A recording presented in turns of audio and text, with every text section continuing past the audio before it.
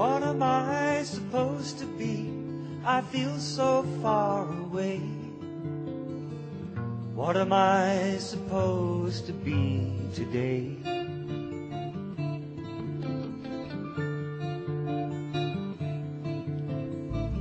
Where am I supposed to go? The roads have turned to dust. Who is there a man like me can trust?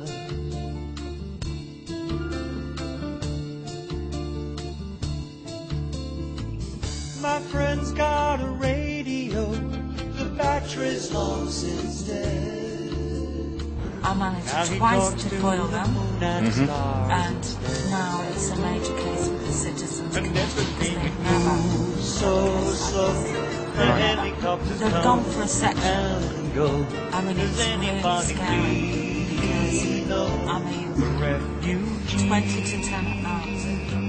That's a strange time to come calling, isn't it? When you're dealing with mental health issues. 7 of them, 3 big burly cops, a police van. Yeah.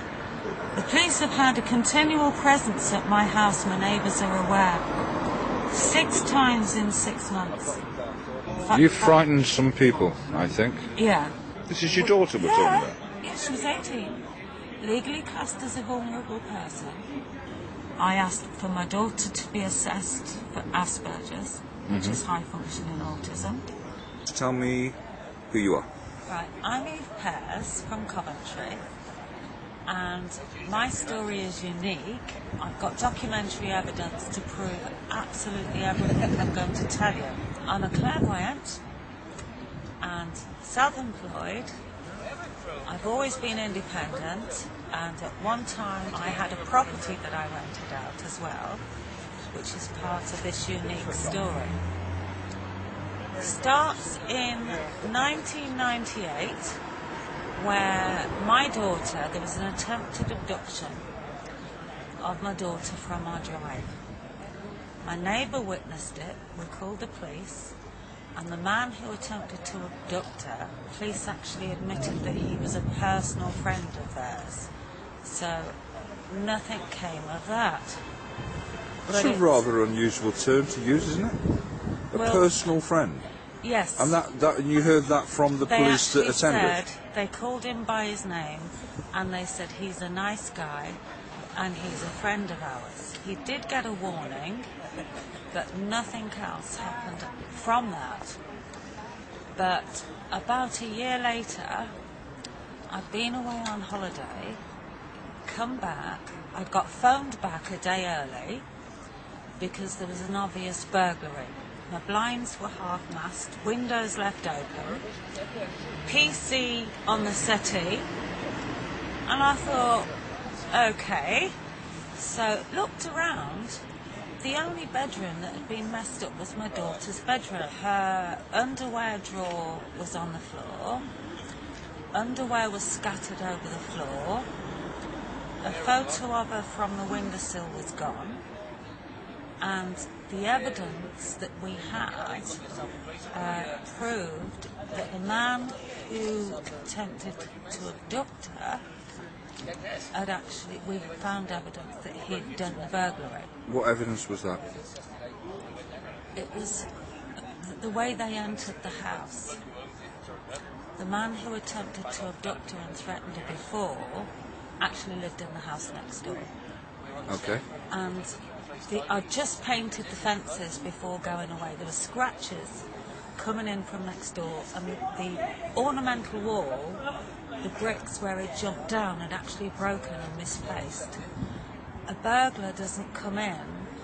They wouldn't be able to break into my house through. They wouldn't access next door, then climb all over a fence into mine and bring all the stuff back over to the fence into next door to break out. Right, so the evidence is not sort of admissible, it's circumstantial, but you can tell which way the wind's blowing without a weather vane, as they say. A burglar would take the easiest and fastest way in. Absolutely. And the easiest and fastest way out. So a burglar wouldn't break into next door to climb over a fence into your house. Yeah. breaking. I understand what you're saying. Yeah, and you see, there was only one window. There's no window smashed. The only window that they got through was a bathroom window, which meant they had to get ladders to climb up the side of the house and get in through the bathroom window. Mm-hmm. So all of that would have been seen. Only her personal stuff was taken. Mm-hmm.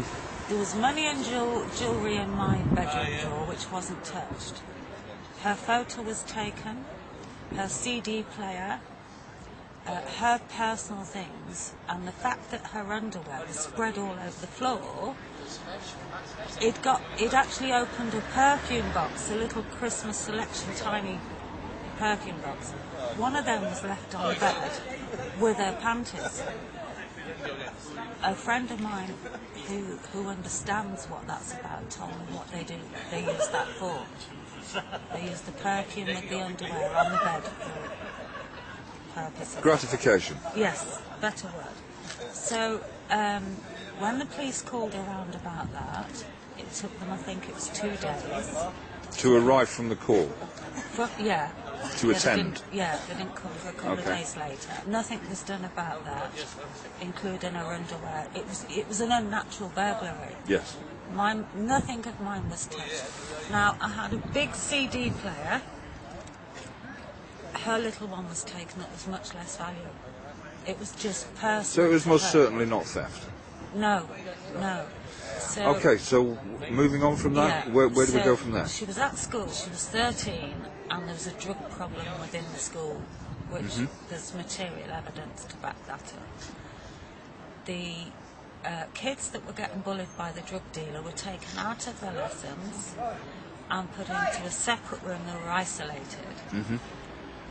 My daughter started having panic attacks in the lessons because of the bullying. I took her to the doctors. I've still got the letter. He wrote to the school telling them about the bullying, and then he put her under CAMS because of the panic attacks. He put her on antidepressants and put her under CAMS because of the severity of the panic attacks and the tearfulness. So she was under child and mental health, and while she was still in that secluded room, the drug dealer was battering another lad. So he used to come... Actually within the confines of the school we're talking outside. about? And outside. Yeah, and another But girl it was happening within the building, yes, the school and building? another girl called Sasha got thrown down the stairs. I've still got the letter from her parents to the school. And the headmaster's excuse was, well, he got rid of other drug dealers, but not this one. So she was isolated in that room. I've still got the letter where she had to be escorted to the dining hall for her own safety. They made her start half an hour after the rest of the school for her own safety, or an hour, and finish an hour later to avoid the bullying. Unbeknownst to me, they were marking her in late an hour every day, and finishing an hour late every day. Well, if you're late every day, you do something about it. You don't, you don't be... Don't just let it ride. Yeah, and that's what was happening. So this particular day, the lad who'd been getting beat up, they started to use a code name for the drug dealer who was bullying, because in this room they wasn't allowed to talk to him or disclose what he was doing. So they used a code name. Weren't allowed by whom? The staff in the room, Right. the teaching staff.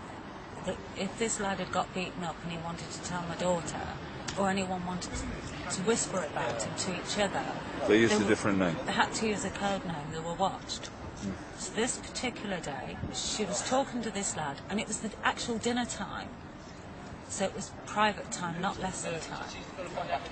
So they were chatting, and this teacher decided to start screaming at them that they must have been talking about him.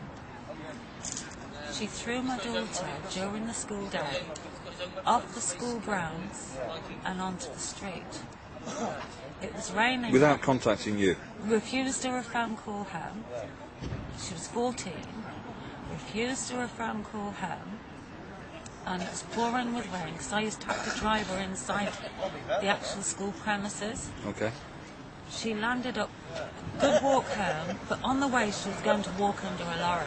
She was so distressed, She was being cooped up in that room, refused the proper teaching her below her level, so they were dumbing her down, refusing her a right to education, which is fraud, because they're being paid to teach, she wasn't being taught. Right, you are. So by the time she arrived home, she was inconsolable. She was in 14 floods of tears, always well behaved, no behavioural problems in school. Other kids thought she was a geek because she was so quiet. Yeah, never any problems. And she was being bullied by the drug dealer like a lot of other kids were. And he had a gang as well. And then she was being bullied kept out of her lessons for being as a victim. And because the doctor wrote a letter to the school complaining, she was again under target. So, under health and safety law, she'd arrived home, she was in a horrendous state, and the fact that she was going to throw herself under a lorry, take her life, she couldn't take any more, yeah, I knew it would breach her health and safety and my duty of care to send her back there. Right. I immediately took her to another school, spoke to the headmaster. We had approximately a 2-hour interview. He said she's very clean, very tidy, nicely spoken, well presented. He'd love to take her. So then he said, well, I'll have to get release from the previous school. So I told him the truth, what had happened. And I get a letter, and the other school had blocked the move, saying that they could take care of her. Well, obviously, I couldn't send her back there. So I went to the Citizens' Advice. I seen the solicitor there for a while. Nothing much good was working because the school had committed a criminal offence. So then I went to a solicitor in Birmingham, and his immediate advice was false.